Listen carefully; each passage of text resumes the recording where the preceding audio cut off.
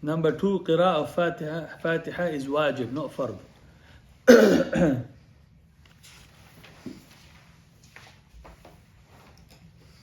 there's no such thing as reading along the Imam. I've heard questions like that. There is such thing, not in Hanafi madhab. Okay? Now there is a hadith which says, لا صلاة لمن لم يقرأ بفاتحة الكتاب. لا صلاة لمن لم يقرأ بفاتحة الكتاب. There is no salah for the one who didn't read the Fatiha of the book, the Quran, Surah Fatiha. Now, Ahnaf say this is لنفي الكمال. This doesn't invalidate the salah. It means that this la, I've discussed that in some other masala before. Not every la means that it invalidates. What do they say? They say, for example, when Nabi Sallallahu Alaihi Wasallam said, La imana liman la amanata lah. La imana liman la amanata lah. Wala dina liman la ahda lah. The one who doesn't have trust, he doesn't protect the amana, there's no iman for him. It doesn't mean he became kafir. We don't call him kafir. Meaning the sweetness of iman or the real essence of iman is missing from the person. They don't take the hadith as the other ulama say, oh no, the salah is broke, the salah is void if there is no Fatiha. They say, no, this doesn't mean that. And we'll pick on that subject a bit more. And Ahnaf, they say, this is khabar wahid.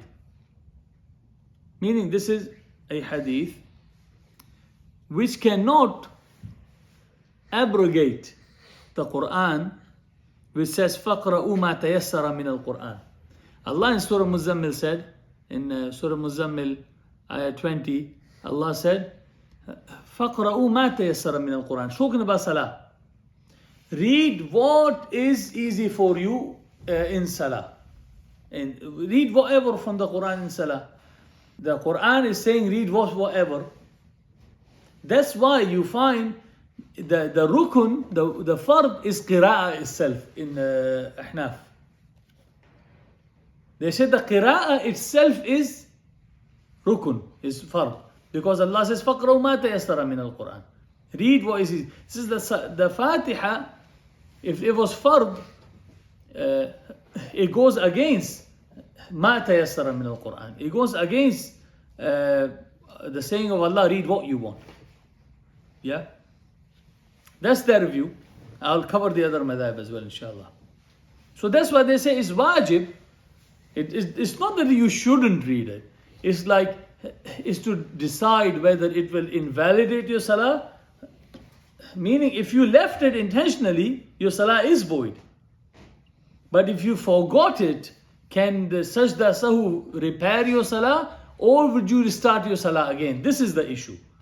They're not saying don't read the Fatiha. They're saying if you forget it, we had my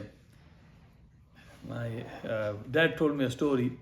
One of their cousins, Hafiz al-Quran, he was young. His father said to me, Imam, Masjid, his father, he said, today Maghrib you are leading. So all day he's been shaking, he's like, Hafiz al-Quran, but he never led salat in his life in congregation. So he started reading all day, just to make sure it's just you become under pressure.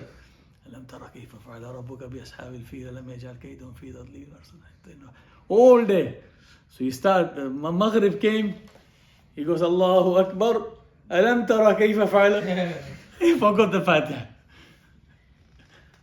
It can happen. If someone forgot, or then his Fatiha, intentionally leaving it would invalidate the salah, but forgetting it, if he remembers, he will read it, but he will do sajda sahu, okay, and that will patch it up for him. Maybe I can add this in. One of the sheikhs, he added that in his book. He said, Abu Hanifa and Abu Yusuf, they said, if someone read most of the Fatiha, the wajib is done. Because in their view, the most equals, most can take the place of full. He says his wajib would be done if he's done more than half. So even if he didn't do sajda sahu, his salah, he does not need to repeat it. Okay? For example, someone said under pressure, especially first time leading, Alhamdulillah Rabbil Alameen, and he forgot where he was in Ghayr al-Maghdubi alayhim wal-Dhalin. He missed most of it. But if someone missed an ayah, if someone missed one ayah, myself when I was young, the first time I was leading salah, I went Ihdina Siratal, and my thinking is Ihdina Siratal Mustaqim or Ihdina Siratal Ladina. You would never imagine this problem will come. And I'm in salam, I'm proper shaking. Is Ihdina Siratal Ladina, which Sirata? In my whole life, we never thought that problem will come up. When you stand in front the first time, the world goes upside down. Anyway, if you missed an ayah, Imam Abu Hanifa and Imam Abu Yusuf, his student, they say, even if he didn't do sajda sahu, his salah would be done because he's done most of it. But if he forgot the whole, he didn't do it, and he didn't do sajda sahu, he didn't do the two sajdas, then his salah is invalid. And if he left it intentionally, then his salah is invalid. Okay. The other madhahib, the non-Hanafi madhabs, they say the reading of Fatiha is not just wajib, it is rukun of salah. It's a fard of salah, and it's a fard in each rak'ah. Every unit of prayer, that's a fard, and it must be done. Then there are different views for the one who is behind Imam. By himself. The other madhab, they say it's a rukun of salah. But when he's behind Imam, the Shafi'is and most of Hanabila, they say the ma'moom, the one who is behind the Imam, he must read Fatiha with the Imam. Imam will read and he'll read. Because they take that hadith, لا صلاة لمن لم يقرأ بفاتحة الكتاب,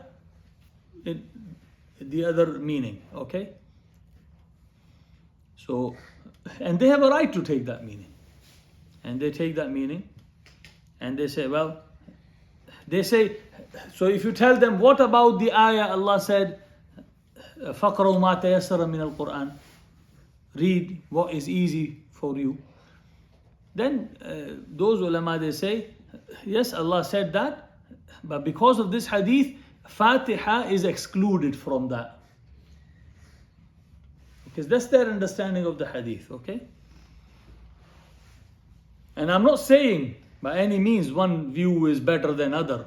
This class is not for making, deciding which one is better and which one's not. The purpose of this class is to present the views, and inshallah, if we live, we have another class afterwards for those who are regular, that we can look at each issue much deeper. Now, we are literally touching the surface. Okay. Now, the Shafi'is and Hanabila said the person behind Imam must read the Fatiha.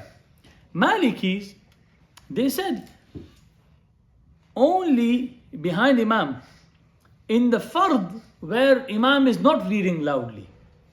So for example, Dhuhr, Asr, where Imam is not reading loudly, a person should read, it's fard for him. But where Imam is reading loudly, then he has to listen to the Fatiha, because what Allah said in Quran, وَإِذَا قُرِئَ الْقُرْآنُ فَاسْتَمِعُوا لَهُ وَأَنصِتُوا لَعَلَّكُمْ تُرْحَمُونَ. When Quran is being read, you must listen to it and carefully, or you must be quiet and listen to it. So Imam Malik, his madhab, the Malikis, they say a person behind Imam, so they are between the two madhab. They say where Imam is not reading loudly, is fard for him to read it. But where he is reading loudly, is fard for him to be quiet and listen. The Hanafis, they say it is not fard behind Imam to read, and it's makruh tahrimi. It's not just dislike, it's dislike like haram for him to read because of the same ayah. When Imam is reading, he should be quiet.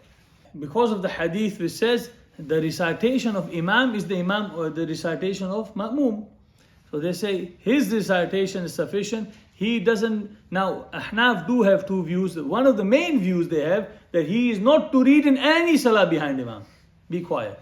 The others, they do say like Malikis, that if Imam is reading loudly, then he should be quiet, it's fard for him. Or otherwise he can read when he can't hear the Imam.